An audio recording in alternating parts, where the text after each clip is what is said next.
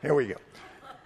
All right, 2 weeks ago, when we first started, we saw that many of the New Testament passages that declare that the Old Testament speaks of Jesus, well, those passages, they refer to the Old Testament's indication of the Messiah's suffering, death, and resurrection. So we looked at, I think, 16 texts I read.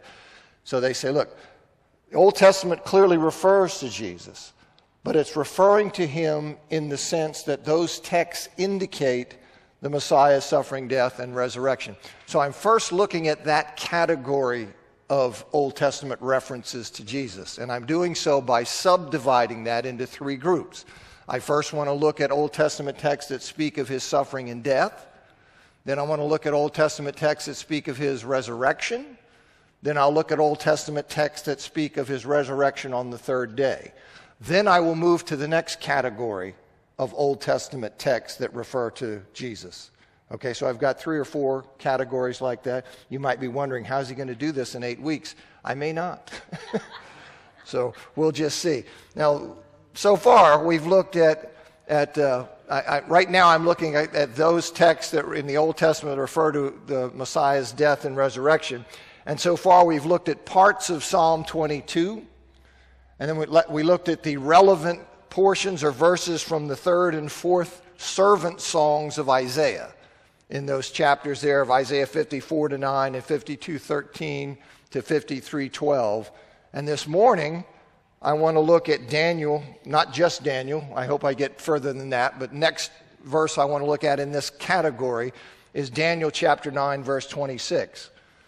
Now, the book of Daniel, as you certainly know, it's an account of events involving a Jew from Jerusalem named Daniel who was taken captive to Babylon. And he's taken captive in 605 BC. And the events in the book of Daniel that are specifically dated, they range from 605 BC down to 536 BC. And it's clear from the book itself that Daniel, that book wasn't composed until at least the latter part of the 6th century BC, so sometime after 536 BC. But it's not clear how long after that. But what is clear and what is certain is that Daniel was in existence by the 2nd century. We know that because we have manuscripts of Daniel from Qumran, the Dead Sea Scrolls, that date to the 2nd century.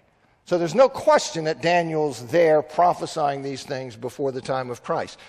Now, I'm going to go to Daniel 9:26. I'm going to talk about that and some other things, but to get there, let me just explain. Daniel 9:20 to 23, it reports that the angel Gabriel, appearing as a man, came to Daniel while Daniel was praying in a state of extreme weariness or exhaustion, probably associated with his fasting. And Gabriel informs Daniel that because Daniel is greatly loved, that he's come to give Daniel wisdom and understanding by delivering to him a message that went out when Daniel began praying. So here comes the angel Gabriel. He's coming out, he's bringing this message to give him wisdom and understanding. And the message delivered by the angel Gabriel in Daniel chapter 9, verses 24 and 27, it's widely recognized as one of the most difficult texts in the book of Daniel, and perhaps even in the entire Old Testament. Now, here is a translation, which is a composite of various standard English translations and translations from Old Testament scholars in their commentaries on Daniel. I put it together. It will make it easier for you to follow how I understand what's going on here. And we read it, it says, 77s are decreed for your people and your holy city to finish transgression, to put an end to sin, to atone for iniquity, to bring in everlasting righteousness, to seal vision and prophecy, and to anoint the most holy one. Know therefore and understand that from the going out of the word to restore and build Jerusalem to the coming of the anointed one, the ruler, there will be 7 sevens and 62 sevens. It will have been rebuilt with plaza and moat and in distressing times. Then, after the 62 sevens, the anointed one will be cut off and have nothing. The people of the coming ruler will destroy the city and sanctuary. Its end will be like a flood. And to the end there will be war. Desolations are decreed. He will confirm a covenant for many during 1 7. In the middle of the 7, he will cause sacrifice and offering to cease. And on the wing of abominations comes one who makes desolate until the decreed end is poured out on the one being desolated. Now, because of God's great love for Daniel, which God is prompted to express because of Daniel's tremendous prayer of contrition, God's giving him a vision of the future of the Jewish nation, the Jewish people as centered around the holy city of Jerusalem, as you see in 9:24. And he's giving him this vision that goes beyond the return from Babylonian exile that was referred to by the prophet Jeremiah. As Jim McGuigan says in his commentary, he says, God is saying to Daniel, yes, I know 70 years were decreed and are now fulfilled, but Daniel, I have another decree. It is one which carries within it the outline of my completed work in regard to your nation. Now, the message to Daniel, it indicates, consistent with the visions that you see in chapters 2 and chapter 7, that God's kingdom in the person of the Messiah, the great Davidic king, which kingdom is the true and complete fulfillment for which they long, that kingdom would not come at the time of their physical return from Babylonian exile.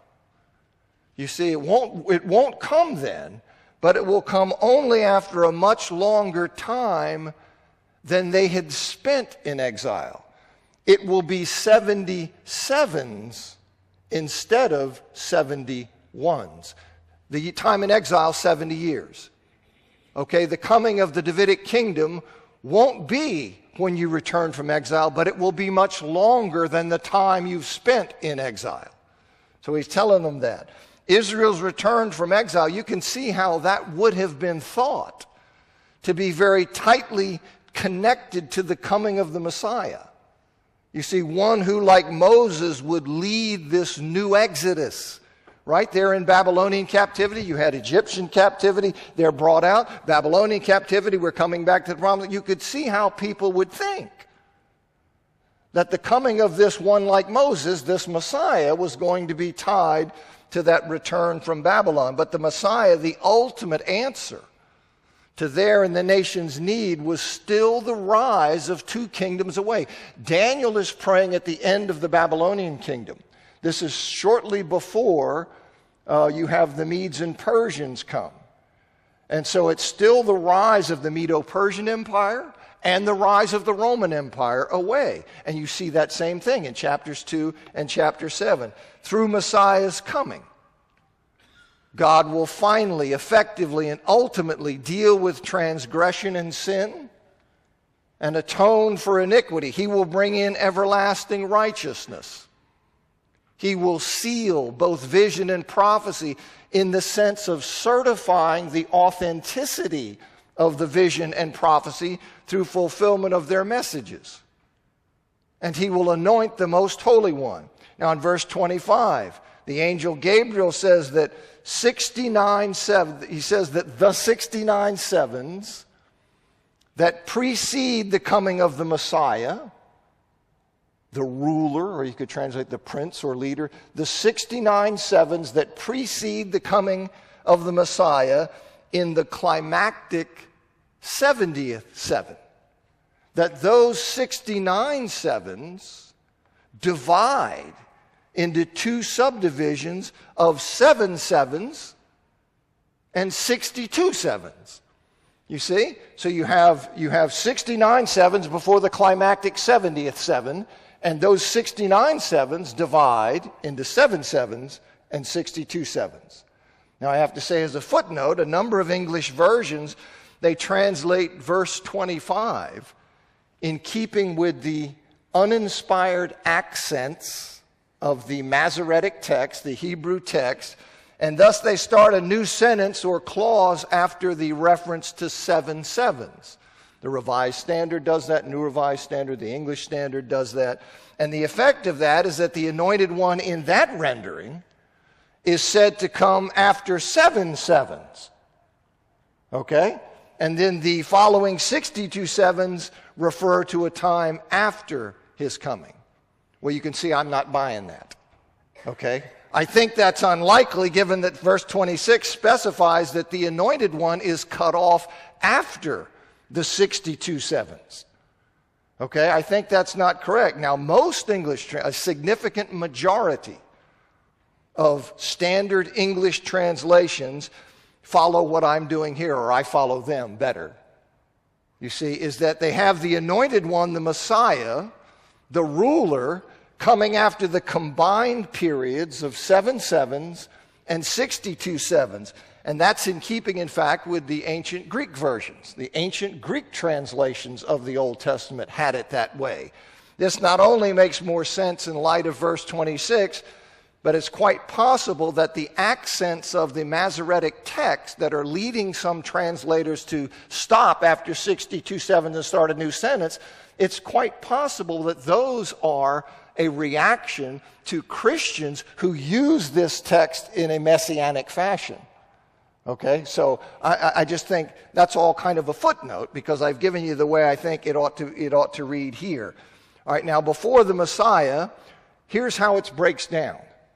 Before the Messiah, the ruler, or as I say, you could translate your prince or leader, but before the Messiah comes, a period of 7 sevens will run from the going out of the word to rebuild and restore Jerusalem until the city is actually rebuilt. Now, historically, that period of 7 sevens, that runs from Cyrus's decree, where you have after the Medes and Persians conquer the Babylonians, well then Cyrus issues a decree and says, okay, you Jews can return to your homeland and build the temple. Okay, well that happens in 538 BC. So historically, this period of 7 sevens begins with Cyrus's decree for you to return and build, allowing them there, down to 445 or 444 BC, when in Nehemiah, chapter 7, verses 1 to 2, makes clear that the city had been fully and finally rebuilt.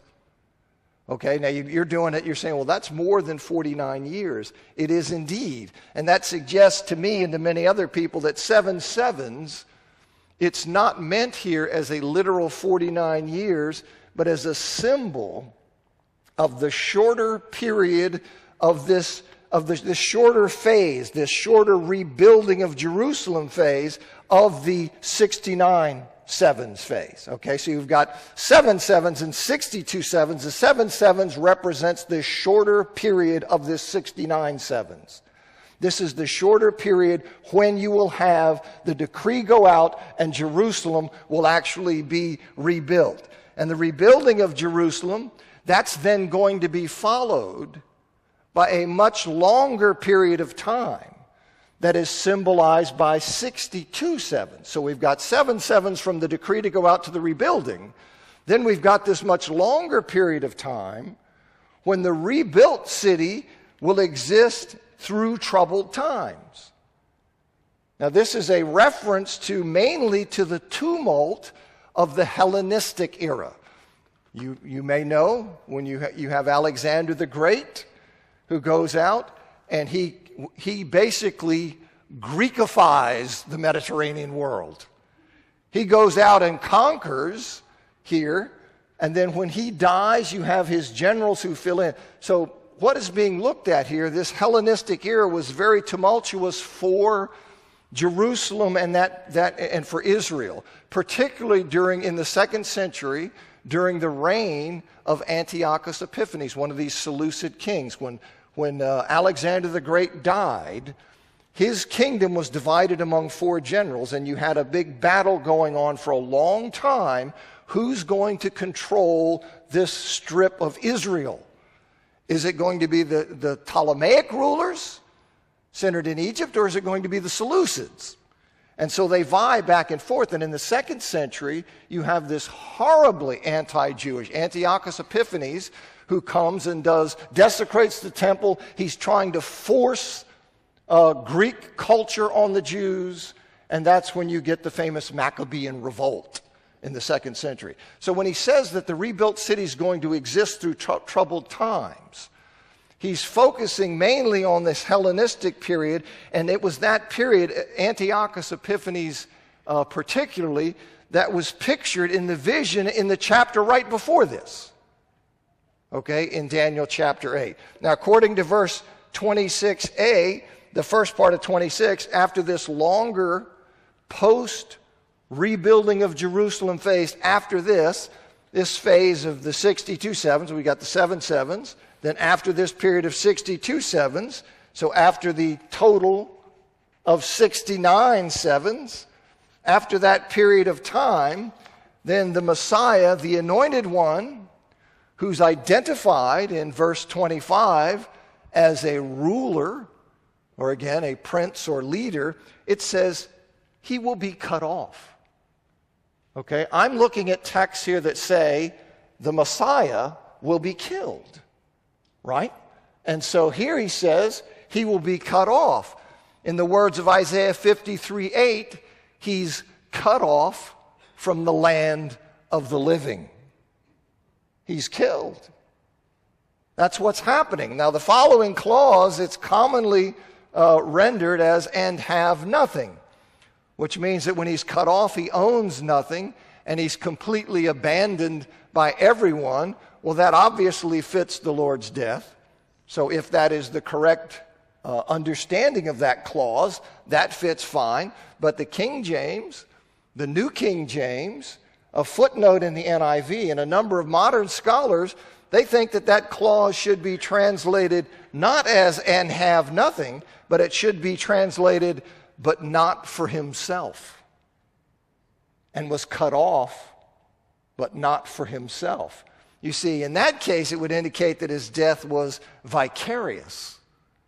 It was something that was died on behalf of others. But either way, you see, this is fitting tightly with Jesus. So according to Gabriel in 9:26a, the Messiah was going to be put to death. And then in verses 26b, the second part of 26 down through 27, they speak of the destruction of the city of Jerusalem and the temple that was to occur in association with the coming of the Messiah. Somehow the Messiah's coming is going to be tied up with the destruction of Jerusalem and the temple.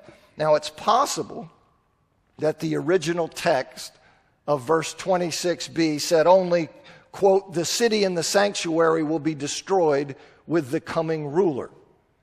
It's possible that is the original reading. But all the standard English translations, they all accept as the original reading, "the people of the coming ruler will destroy, the people of the coming ruler will destroy the city and the sanctuary." Now, in the context of this paragraph, the coming ruler is the coming anointed one. It's the Messiah. It's the Messiah who in the preceding verse is specifically identified as the ruler. So under the standard reading of 26b, it's his people. It's the Messiah's ethnic kin, the Jewish people, as Paul puts it in Romans 9:4-5, shows the Messiah, that's the Messiah's kin. It's the people of Israel, the Jewish people, who are said to destroy the city and the sanctuary. Well, right away you might be going, well, okay, that's something, you're on the wrong track. But listen, you see, when it says that they're going to destroy the city and the sanctuary, it need not mean that they do so directly, that they're going to destroy it by their own hands. Rather, they will do so in the sense that their unfaithfulness, their infidelity, and their rejection of Christ will bring God's judgment on the city, which he will administer through the troops of Rome. They're still responsible for it. And they say, well, that seems like a stretch. Well, Josephus is a first century Jewish historian. And in his work, The Jewish Wars, he places the blame for the destruction of Jerusalem on the Jewish zealots who brought down the wrath of Rome.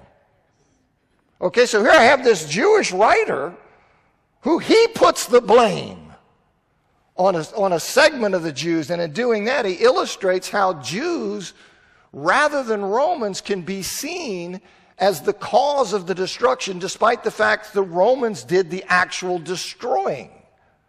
Okay, so it's a perfectly understandable concept.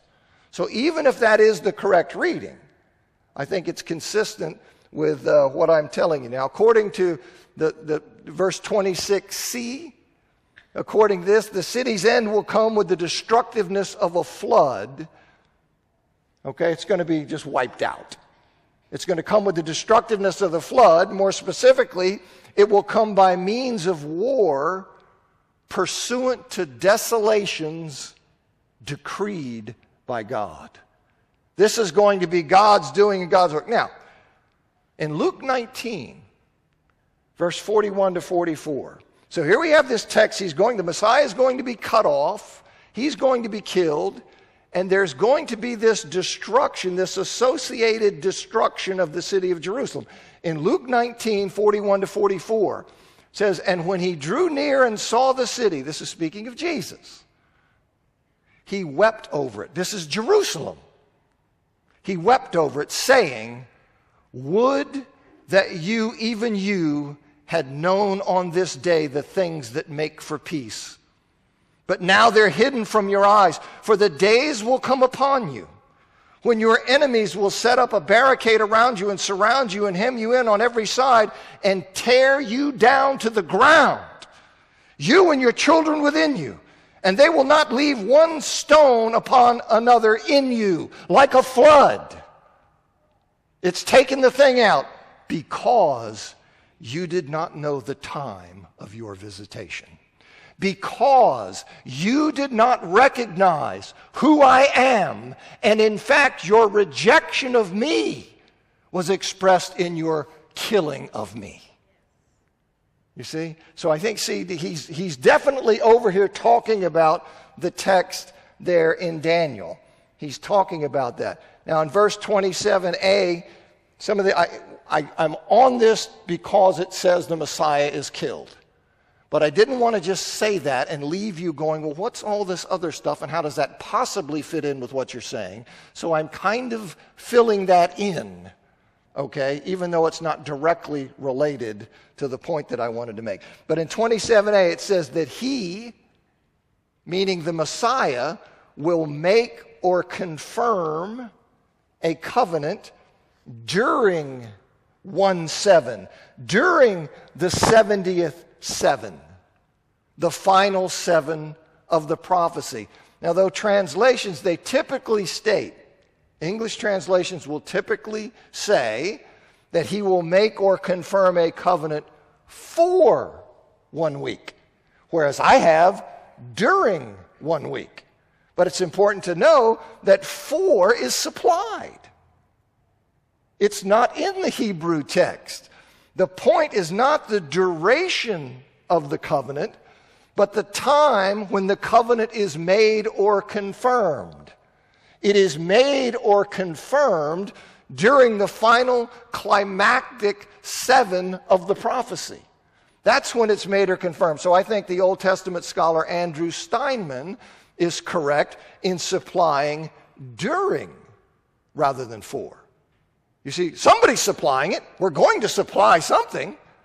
And I say supplying during makes much better sense of what's going on than supplying for. Now, if make a covenant is the correct translation, there's a debate about this. Apparently can't be resolved. But if make a covenant is the correct translation, then it refers to the new covenant in Matthew 26 and 28 and Jeremiah 31:31. He's going to make a covenant. It refers to the new covenant. If confirm a covenant is the correct translation, then it refers to Christ confirming God's faithfulness to his covenant with Abraham by fulfilling the promise of blessing to all nations, and his faith confirms his faithfulness to his covenant with David by fulfilling the promise of an eternal dynasty. Okay, so whether it's confirm or whether it's make, either one fits. All right, now 27b, it indicates that in the midst of the last seven, in this climactic 70th seven, the Messiah will put an end to sacrifice and offering. Now, verse 26 made clear that the Messiah would be cut off. He would be put to death after the 69th seven, meaning sometime in the 70th seven. So Christ's crucifixion was the true sacrifice that effectively put an end to the sacrifices and offerings under the Mosaic law by rendering them obsolete, illegitimate in God's sight. You see, so it is that death in the climactic 70th seven, it is the cutting off that ends the sacrifices. Verse 27c can be rendered the way I have it there. The wing of abominations, that is the abomination of desolation, to which Jesus referred in Matthew 24:15, Mark 13:14, which Luke 21:20 explains refers to pagan armies surrounding Jerusalem. Devastation here you have as John Goldingay, well, then wing. It says wing brings to mind swiftness, and the phrase seems to refer to the attacking power of the pagan Roman army. Now, with that attacking power, so you have this wing of desolation, abomination. With this attacking power comes one who, as God's agent, okay, God is using them as judgment for their rejection of the Lord. God does that, right? I mean, God brought the Babylonians. I mean, God uses agents. And so that's what this is. With that attacking power comes one who, as God's agent, is bringing desolation on the city, and he'll do so until what has been decreed by God has been fully poured out. And here's John Goldingay. He says, devastation will continue to overwhelm desolate Jerusalem until what God has decreed is exhausted. And so that's what I think is going on here in Daniel. And this occurred, of course, with the Roman destruction of Jerusalem in AD 70. They tore the place down, okay, as Jesus told them they would. But Jesus is going back to this prophecy of Daniel and letting them know, you see. And so here we see there the Messiah is cut off. All right, next I want to look at Zechariah 12:10. So here we're looking at Old Testament text of Messiah's suffering and death, Psalm 22, third and fourth servant songs, Daniel 9:26, Zechariah chapter 12, verse 10. Now Zechariah, this prophet, he prophesied in the late 6th and early 5th centuries BC, and the second part of the book of Zechariah, chapters 9 through 14, it consists of two distinct literary units. Okay, you have 9 to 11 and 12 to 14. All right, so 9 to 11 and 12 to 14, the back part of Zechariah, and these literary units are often referred to or called oracles. And the second oracle, okay, chapters 12 to 14, it's divided into 4 messages in that second. You say, why are you telling me this? Because I can't just parachute in to Zechariah 12:10 and have it make any sense at all. And I want you to see how the New Testament writers are legitimately drawing from these things. They're not just making this up, and I can't do that simply by saying Zechariah 12:10 and it's cited over here. Okay, so I'm trying to give you a little bit more of what's going on, but to do that, I have to go through this kind of stuff. Okay, so here you have these 9 to 14 involves these 2 oracles of 9 to 11 and 12 to 14. And the second oracle is divided into these 4 messages. You have 12, 1 to 14, 13, 1 to 6, 13, 7 to 9, and 14, 1 to 21. And the first message of that second oracle, 12, 1 to 14, it has two divisions. Okay, verses 1 to 9, and then you have verses 10 to 14. Zechariah 12, I'm going to 12:10. But let me first say something about 12, 1 to 9. 12, 1 to 9, the Lord declares that he will protect his people, Israel, from a future great assault against Jerusalem by all nations, and he will destroy those enemies. Now, I think this depicts in different imagery the same eschatological event that you see in Revelation chapter 20, verses 7 to 9, where the nations are gathered together by Satan, and they're attacking the church, New Israel. They're attacking the church. In the Revelation text, God's people, the church, are equated with the beloved city. They're equated with the beloved city and are referred to in Revelation chapter 11, verse 2, as the holy city. You see, so this isn't strange, this kind of symbolism. They're referred to that way. And as the church is under siege from Satan's forces in the Revelation text, God comes to their rescue, and it's described there as fire from heaven. Now, in the Zechariah text, verses 1 to 9, chapter 12, verses 1 to 9, God's people are represented by the house of David, Jerusalem, and Judah generally. And so, why are they represented that way in an eschatological text? Well, why over here in Revelation are they spoken of as the holy city? Okay? I suspect that this is to bring out the Jewish root of the people of God. The Jewish root of the people of God. And I'll say more about that in a second. In any event, here's how Andrew Hill, an Old Testament scholar, in his commentary on Zechariah, here's how he summarizes the meaning of chapter 12, verses 1 to 9. And he says, God will deliver Jerusalem and destroy the nations who besiege the city in the eschatological day of the Lord, in the ultimate conflict, in the end time. So I'm not the Lone Ranger in thinking that he's talking in Zechariah 12, 1 to 9 about the final assault. Okay? And I think it's that final assault is what is portrayed in Revelation chapter 20. Okay, so I'm not alone in that. But he says Jerusalem will be an immovable rock, verse 3, and the city will remain intact, verse 6. God himself will shield the inhabitants of Jerusalem, and he will enable the people for battle with prowess like the famed Israelite warrior David. All right, so that's what I think is going on. It's an eschatological picture that is the same thing that you're seeing in Revelation 12. It is God's preservation of the church against the end-time assault, done in Jewish language, probably because to emphasize or highlight the Jewish root of the people of God. But then in 12:10, Zechariah 12:10 to 14, it declares that at some unidentified future time, it is not tied to that same eschatological event. Simply says that at some unidentified future time, God will pour out on the house of David and the inhabitants of Jerusalem a spirit of grace and supplication, a spirit of grace and crying out for mercy. Okay? Now that is, God will persuade or convict them in such a way that calls forth from them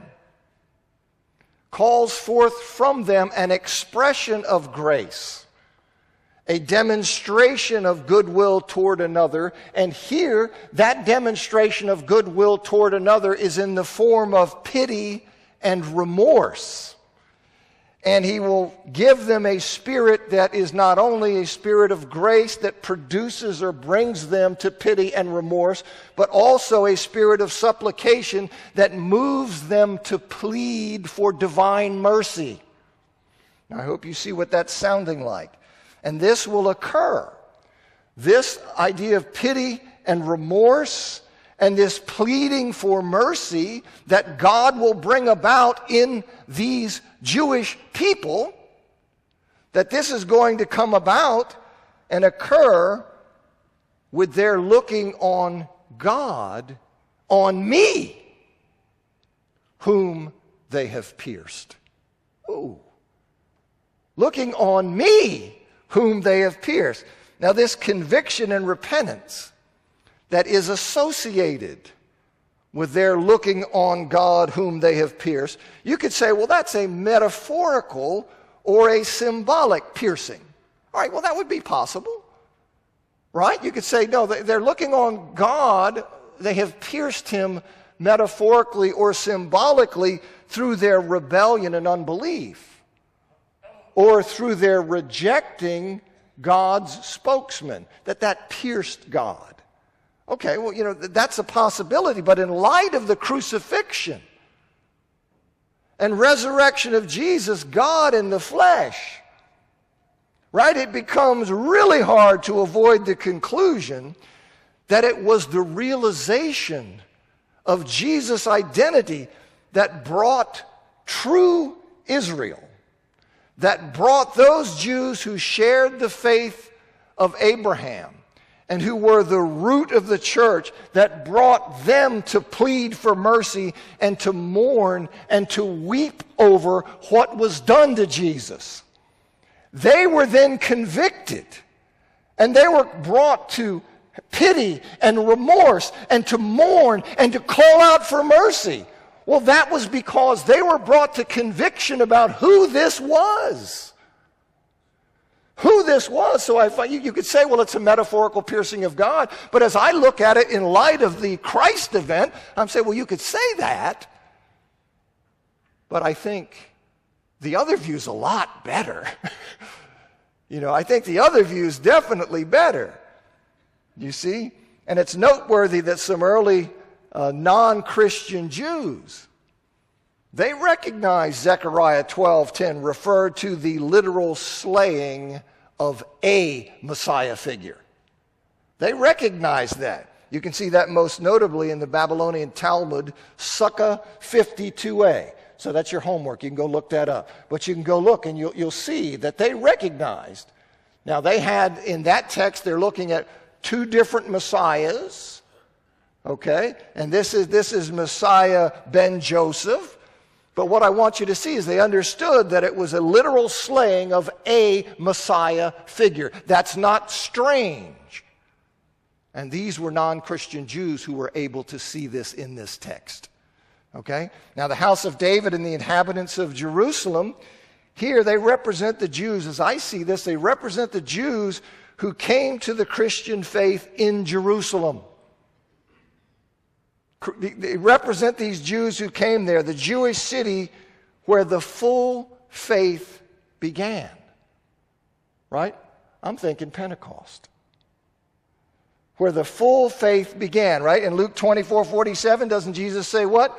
Beginning from Jerusalem. Beginning from Jerusalem. And so what we have, you have this Jewish nucleus of the church in Jerusalem. This is where it begins. Now, this Jewish nucleus expands within Judaism. In other words, you have more and more Jews coming to the Christian faith. But they are Jews, but they are true Israel.